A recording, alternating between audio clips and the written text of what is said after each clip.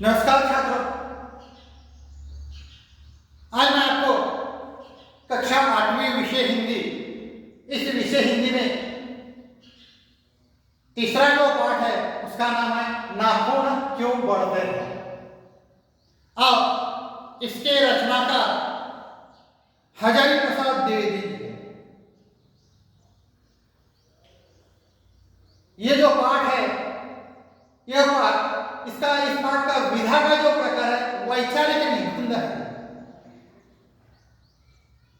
देखो छात्रों, प्रस्तुत निबंध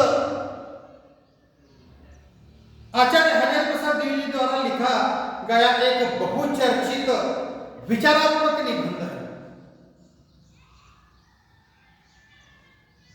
लेखक की जो पुत्री है एक दिन उससे पूछ बैठी कि मनुष्य के नाखून क्यों बढ़ते हैं। सवाल किया है उसके लिए। लेखक के पास इस प्रश्न का कोई उत्तर नहीं था और वे सोचने के लिए विवश हो गए। यानी लेखक रचनाकार अंततः उन्होंने निष्कर्ष निकाला कि आदि मानव को अपनी रक्षा करने के लिए किसकी आवश्यकता होती है? नाखून की आवश्यकता होती है, क्योंकि तब वह जंगल में रहते थे।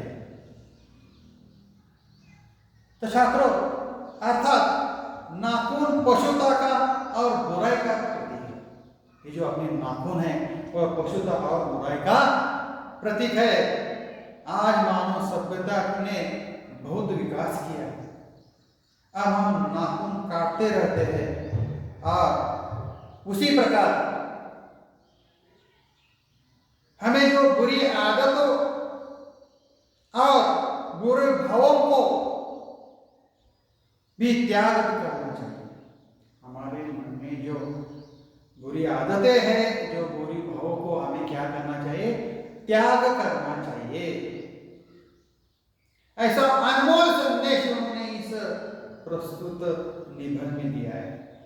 छात्रों, पिछली तासिका में मैंने आपको पन्ना नंबर 7 पर का जो प्रकट वाचन हो गया है उसका मैं प्रकट वाचन करता हूं और उसका स्पष्टीकरण भी देता हूं। जैसे प्रकट वाचन कैसे है, देखो छात्रों, मनुष्य पशु से किस बात में डैडे से लेकर नाखून बढ़ते हैं तो बड़े मनुष्य उन्हें बढ़ने नहीं देगा।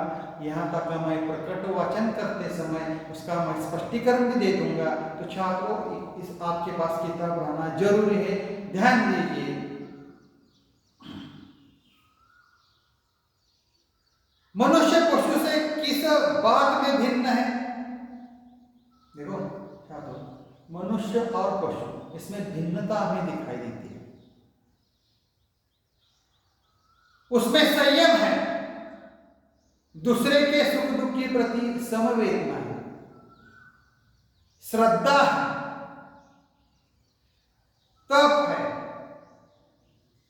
त्याग है। इसलिए मनुष्य झगड़े टंटे को अपना आदर्श नहीं मानता।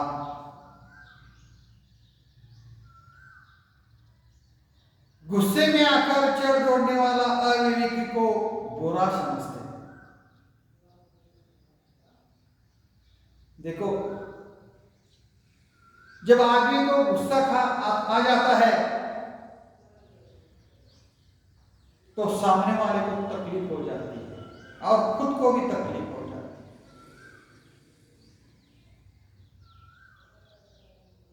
है। इसलिए हमें गुस्सा नहीं करना चाहिए। अपने जो विचार है ठीक तरह से प्रकट करना है, गुस्से से विचार प्रकट नहीं करना चाहिए। तो छात्रों, गुस्से में आकर चढ़ दौड़ने वाला अविवेकी को हम बुरा समझते हैं।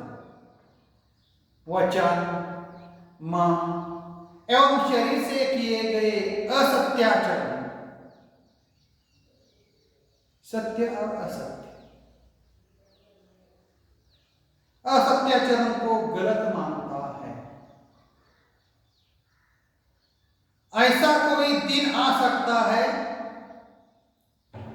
जब मनुष्य के नाखूनों का बढ़ना बंद हो जाएगा, लेकिन ऐसा नहीं होता। जन्म से लेकर मरते दम तक मनुष्य के जो नाखून हैं बढ़ते ही रहते हैं। समय समय पर उसे हमें क्या करना चाहिए? काट देना चाहिए। नाखून यह बुराई का प्रतीक है। इसका मतलब है हमारे जीवन में जो बुराई है वो क्या करना चाहिए? उसका त्याग करना चाहिए, नष्ट करना चाहिए। हमेशा सत्य की ओर चलना चाहिए, ऐसी विचारधारा प्रकट की है। प्राणी शास्त्रियों का ऐसा अनुमान है कि मनुष्य का अनावश्यक अंग उसी प्रकार झड़ जाएगा जिस प्रकार उसकी पूंछ झड़ गई है। उस दिन मनुष्य की पशुता भी लुप्त हो जाएगी। शायद उस दिन वह मनुष्य का प्रयोग भी बंद कर देगा। नाखून का बढ़ना मनुष्य के भीतर की पशुता की निशानी है। देखो, नाखून बढ़ना यह इंसान के, मानव के एक प्रकार की पशुता की भावना है।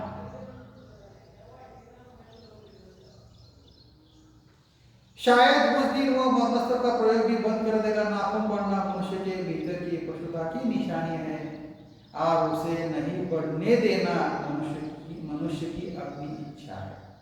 इसलिए इंसान ने, मानव ने नाखून बढ़ जाते हैं तो उसे हमें क्या करना चाहिए? नष्ट करना चाहिए।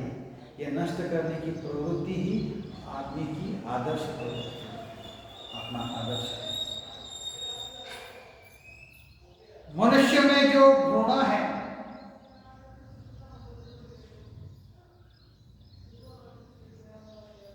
जो अनायास बिना सिखाए आ जाती है, वह पशुओं का द्योतक है। अपने को संयत रखना चाहिए। देखो,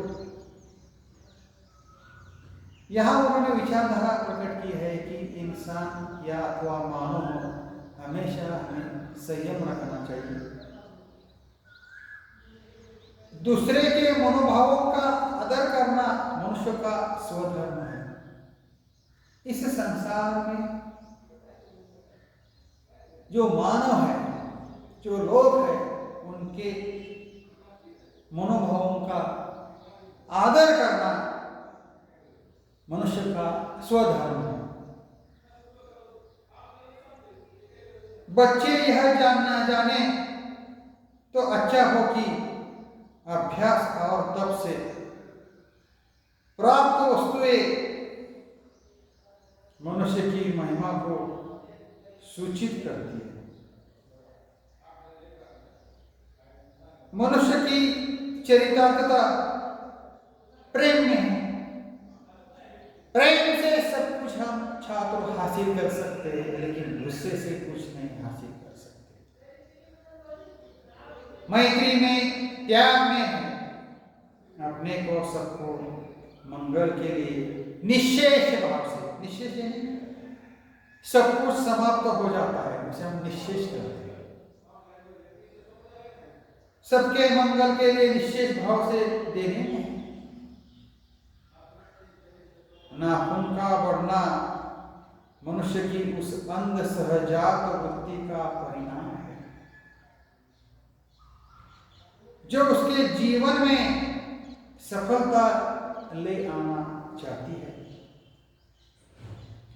उसको काट देना, यानी उस नाखून को काट देना, उस स्वनिर्धारित यानी स्वयं निश्चित किया हुआ आत्मबंधन का फल है। आत्मबंधन यानी स्वयं पर एक प्रकार का बंधन होना चाहिए। आत्मबंधन का फल है जो उसी चरितार्थ की ओर ले जाती है। देखो छात्रों, नाखून बढ़ते हैं तो बढ़े, मनुष्य उन्हें बढ़ने नहीं देना चाहिए, यह उनका धर्म है। कर्तव्य। नाखून यह क्या है? बुराई का प्रतीक है।